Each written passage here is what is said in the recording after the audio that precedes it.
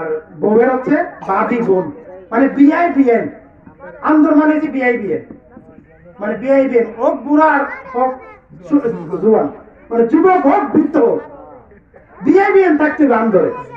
নাউজুবিল্লাহ, আল্লাহ হেফাজত করুন, হেফাজত করুন। আন্দর ইসলামে নাই।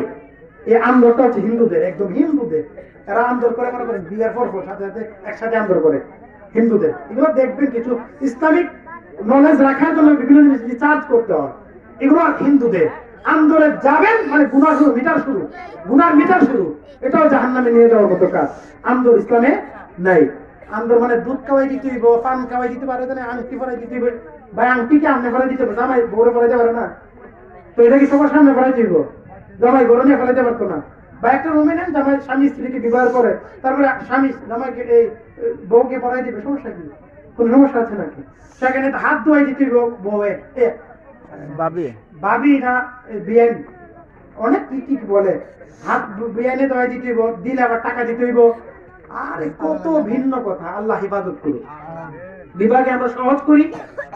বিবাহ সহজ হলে সমাজ থেকে জিনা, নাজায়েজ কাজ, নাপাকি কাজ এগুলো দূর হবে ইনশাআল্লাহ, ইনশাআল্লাহ। আমিন বিজাহিন নবীল আমিন সাল্লু আলাল হাবিব সাল্লাল্লাহু তাআলা আলা মুহাম্মদ সাল্লাল্লাহু